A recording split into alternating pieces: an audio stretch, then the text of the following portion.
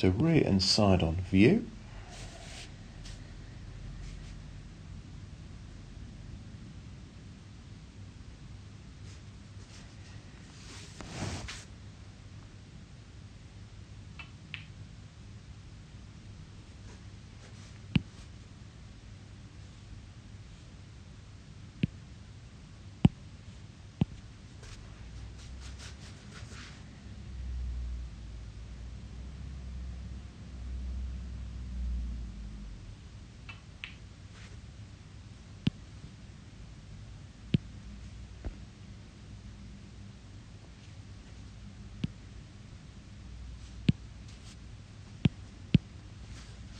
Let's go in slow motion.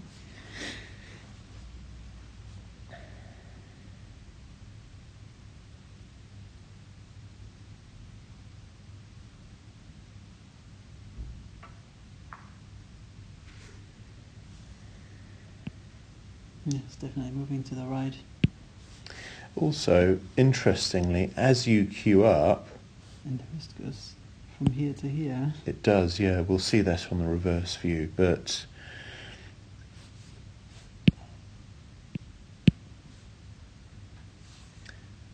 we'll have a look. Let's have a look in here. As you queue up, you'll see the cue gets gradually closer and closer to the cushion. Maybe that's why. Like magnets. Because it, yeah, sort of. Oh, that makes sense, right? Because the distance from here to here, when my wrist is bent, is shorter. When I do this, That's true on delivery. Yeah, that's actually true. Yeah. How much that Interesting. is the case, I'm not sure, but yeah, not look. much, but a little bit, yeah. Just a bit of geometry there. Yeah, that would make a difference, wouldn't it? But if we have a look when you queue up, you can see the queue getting closer and closer and closer, or in reverse. Yeah. Wow. Interesting, isn't it? Bet you didn't know you very did tight. that. Yeah, I wasn't aware that it's that close. And then on delivery, backswing's okay, nice and flat. Yeah. So I think it's touched the cushion there. If not, Yeah. it was. And here's the leather in particular, which breaks a lot more, right? And this is pretty slick, but here it's pretty sticky. And Well, you from here, you wouldn't hear it. Mhm. You would have to rely on your feeling to notice that.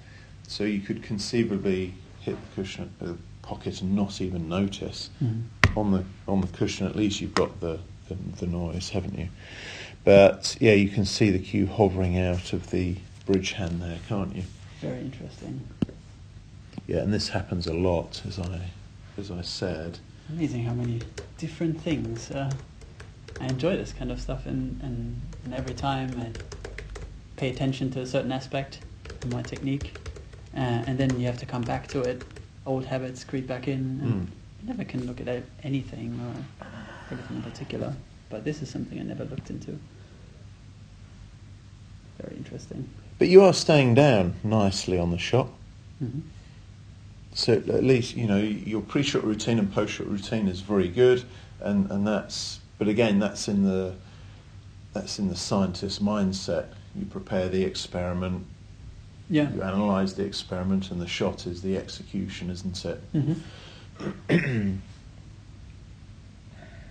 And that's after your videos, actually. I didn't start out this way. Oh, okay. So, yeah, I've watched pretty much any free video you put out on Have YouTube. you? Wow. Yeah, We're pretty on, sure every single Really? one. Yeah. God, I'm on about 300 now Yeah. on YouTube. I mean, I had a lot of time, right?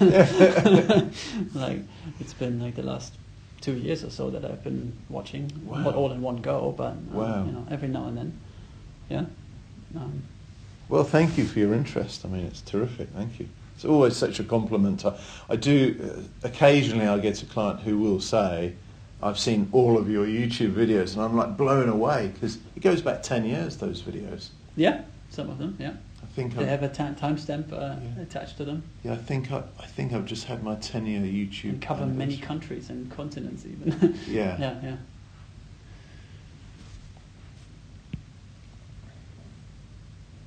Now, this is one thing that I just wanted to point out. So, yeah. this angle is, 62 degrees, is that correct? 52 degrees. Now, as you deliver, let's have a look at what the wrist is doing. That's interesting, isn't it? That seems very important. So now... Because that's a big difference. You've gone the other way. Yeah. You've gone 8 degrees the other way, so that's a 60 degrees twist. It's Imagine a mega twist. that. It's a mega twist. Wow.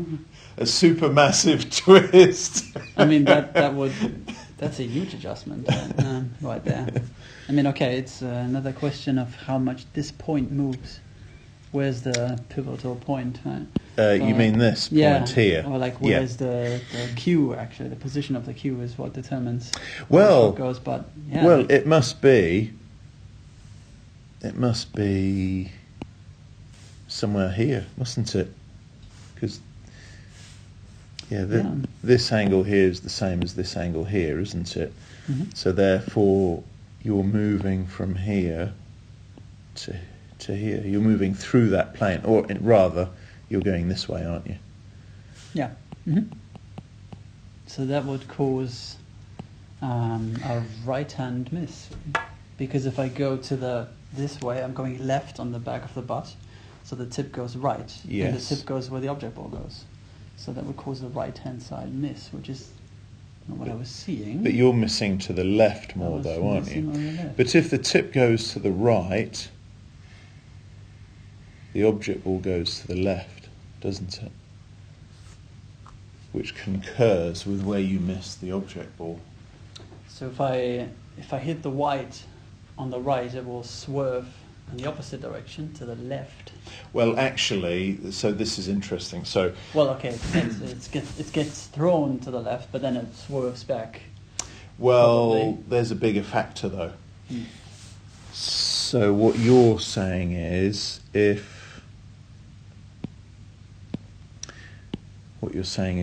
that's the line of aim there, if that's where your cue should be, and if the back of the cue comes here, then the tip will go right, won't it? Yes. So now this poor little cue ball here, yeah, you're now hitting the right-hand side of that ball, aren't you? Mm-hmm. But the angle of the cue has changed, so you're actually striking the cue ball in this direction here. I see. Okay. Mm-hmm. Now, obviously, from there, you are going to get some deflection initially with the right-hand side, and then it will swerve back, but it's still... So on the shorter shots, it's actually slightly compensating, and on the longer shots...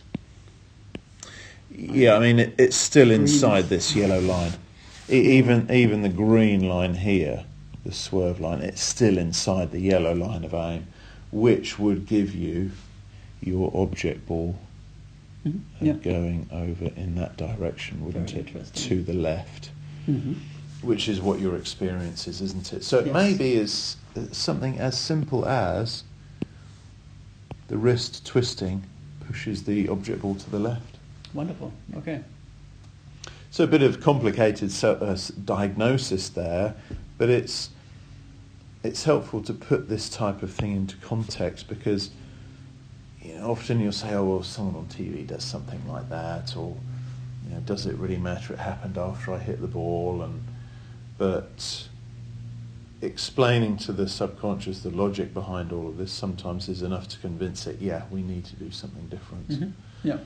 It's pointless. I think a lot of players or coaches or snooker people would recommend change for change's sake because something doesn't look right, but what actual effect? How is it a problem? So I'll always ask, how is it a problem? Oh, those two numbers in itself are motivation enough to do something about it. That's a big angle. Yeah.